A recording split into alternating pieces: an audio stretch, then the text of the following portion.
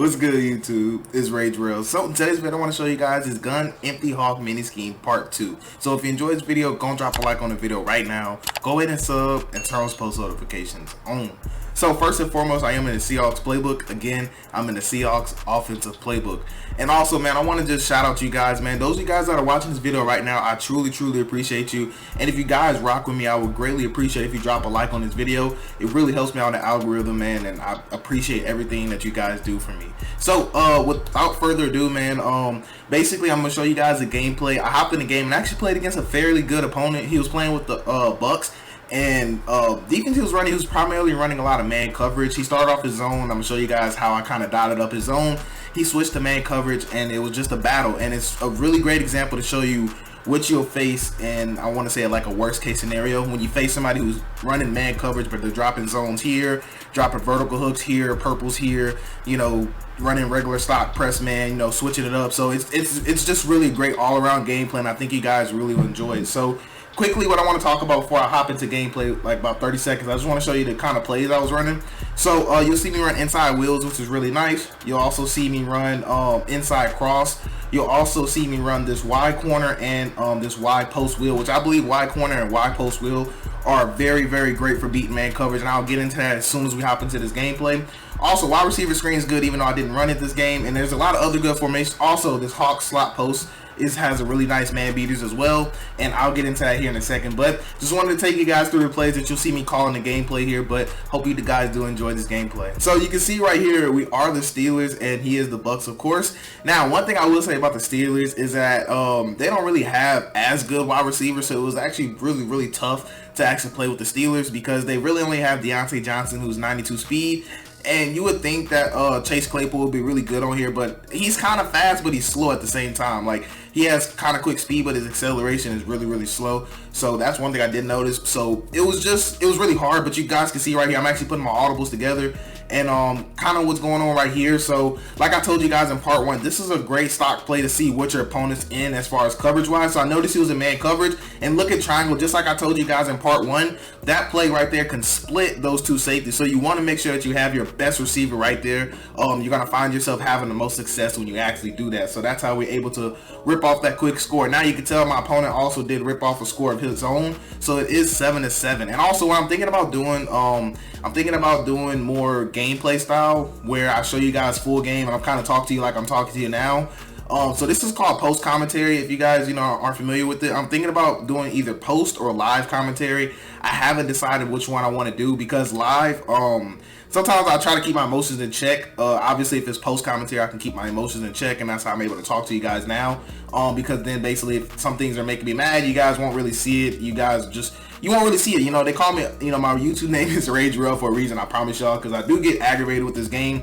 But I don't let it affect my gameplay. But when I do live, I have done live in the past, so it's not like I'm just, you know, screaming, Blitz, and all that. It's just, you know, it's kind of different, you know, when you know for a fact, you know, you're recording, you're live, you know, like everything's happening in real time for you. But if you're just kind of recording like I am, where I'm just kind of off the, you know, I'm not recording live, I can kind of, you know, be in my own head, I'm chill, I don't have to think about talking to you guys, you know, so it's kind of a different vibe, you know, for as far as me playing. So I can do both. I just don't know what you guys would prefer, because basically if I'm doing post commentary, I can kind of do what I'm doing now, just kind of talk you through plays, talk you through setups, why I did what I did, versus live where I'm telling you guys, okay, I think this is going to happen, I think he's doing this, I think, you know, so that's just kind of the difference. So just let me know, man, you know.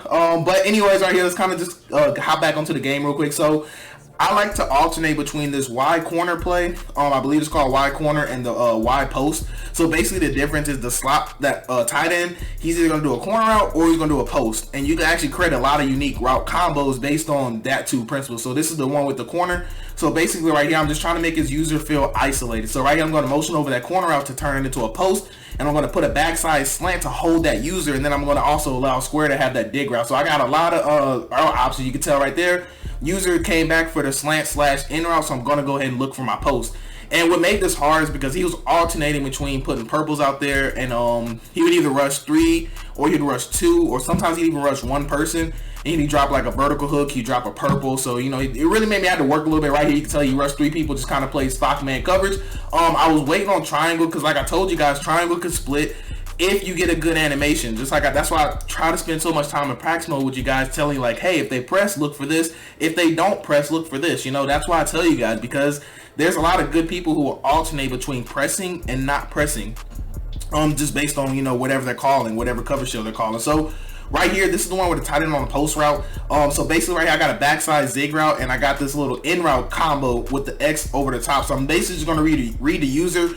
User was staying down low, so we went ahead and took our in route. So this is how I said, like, you can kind of create some high level stuff with this, you know. And also keep in mind, I didn't do this because this is not like, you know, this, when I do an offense, I like to stay only inside that offense unless like I'm in the goal line, or if it's like 4th and short. Even if it's short, 4th and short, I still will. So the only time I switch offenses, did we dot them? No, we didn't catch it. But only time I switch offenses is if I'm on like the inside the 5 or 4 or 3 or something like that. But if you were doing this, you really wouldn't just want to sit and do what I'm doing. So he's running a light set, right? So he's running like a nickel type of set. So what you'd want to do, or he's running some type of dime, might be dime, but anyways, you'd actually want to sub in your running back anywhere on the field. You can sub him anywhere you want, and you'd actually want to audible down into like a single back and one of those type of formations. Somebody's coming out in this particular defense. But the reason I don't do that is because, you know, that's not the point of the video. The point of the video is to show you this specific formation. So, you know, there's a lot of ways you can scheme things, and that's why I was thinking about doing full gameplay, because maybe in a full gameplay that might be something I do, you know. I haven't decided. That's why I was thinking about doing CFL, man. I know I mentioned it in my last gameplay video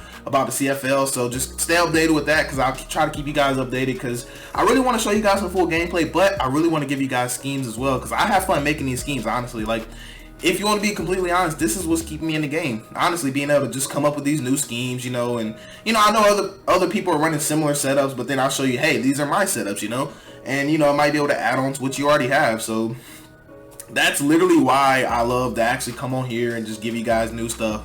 And because actually what I find myself doing too is, you might not believe it, but I watch my own videos, and like I kind of look at it from y'all point of view, and I'll be like, you know, is this something I would even run? And then I'll actually go and actually run a game, and then, you know, redo the setups I just did, and I have success out of it too. That's what actually motivates me to keep going. Is right there, we got absolutely cheated. So, you know, that's new. And also that play is wide post wheel. I kept forgetting the name of it, but this corner route is a man beating corner route, and that post is a man beating post. That's why I said if somebody wants to run man coverage, they're going to have a really hard time, especially with the hawk slot play.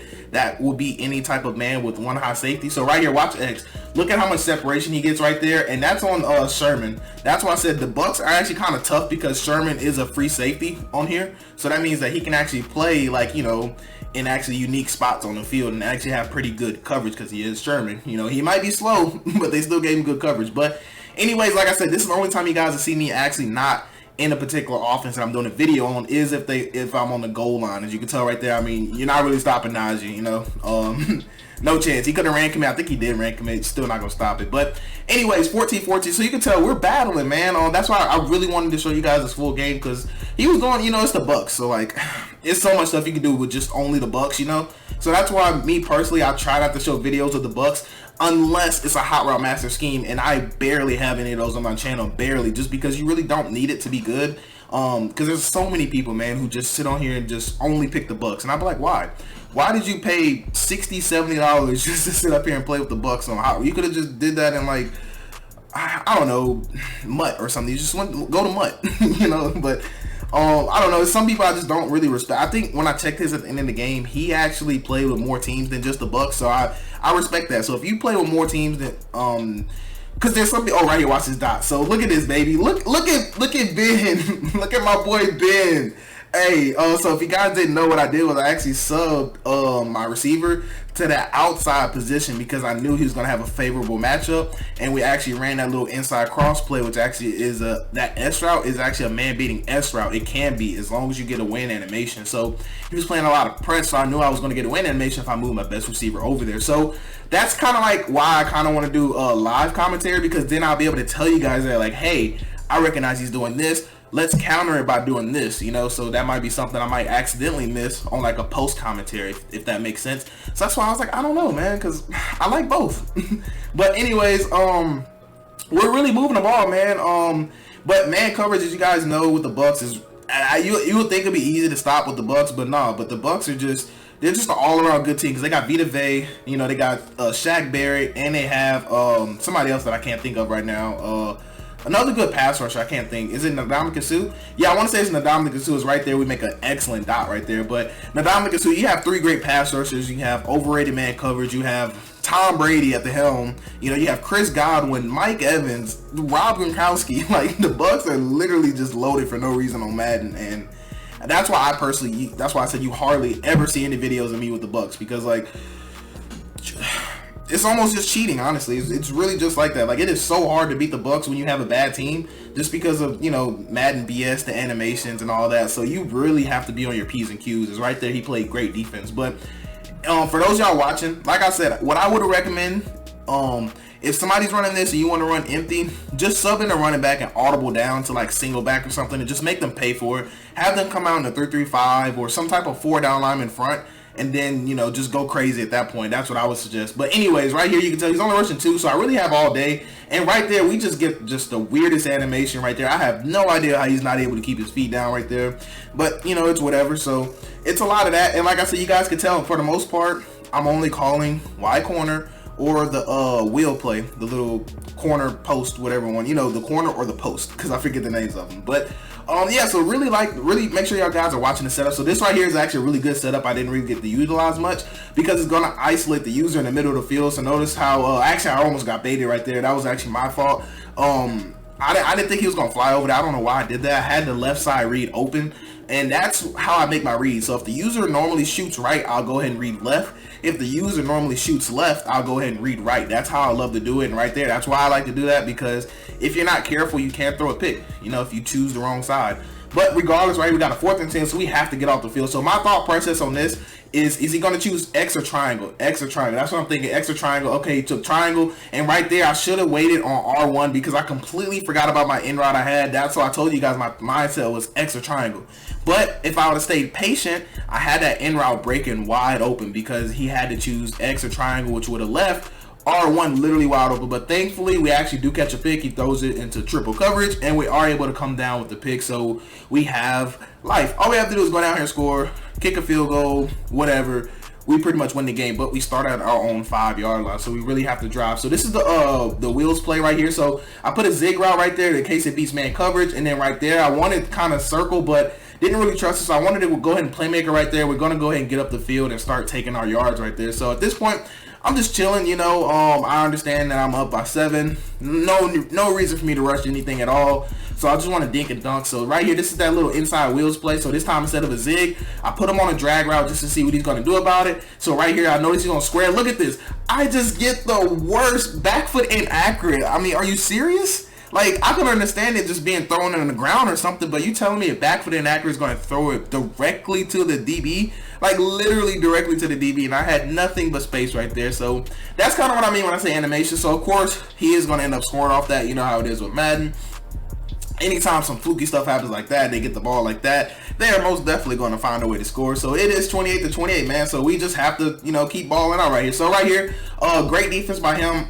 So I'm just going to wait for a route bounce. I noticed he didn't rush enough people. Great playmaker right there. Washington's definitely going to be not faster, but I guess it's just because animation based. Because Dean is like, what is he, 93 speed?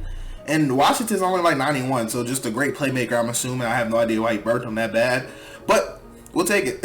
So right here, I went ahead and motioned him over because this is going to be the quarters play. So I was hoping his users were going to sit in the middle and just kind of wait on this end route. He did exactly that, and we're going to be able to throw a dot. We actually got the fortunate animation of the fall forward, and that's how we're going to be able to get into the end zone, man. So last play right here. So he ended up going down. He ended up scoring, and he ended up going for 2 to actually win the game. So I played man coverage. I had not shown him man this whole game, surprisingly. And right there, it proved the payoff big is right there. We are basically going to seal the win. So he tried to do an onside kick right here. So as long as we get this back, we definitely cop the dub. And like I said, normally I don't try to just cop dubs. Normally I just come on here to show you guys, you know, hey, this scheme's really good. If I win, cool. If I don't win, you know, like dang, you know, because like I don't win every game I play, you know. But if you guys will know, the scheme is normally gonna be fire. But excuse me, had something caught in my throat. But yeah, so I was kind of show you guys. I was kind of just playing around with this last couple parts. So I just wanted to kind of test out this 4 verticals with the tight end route.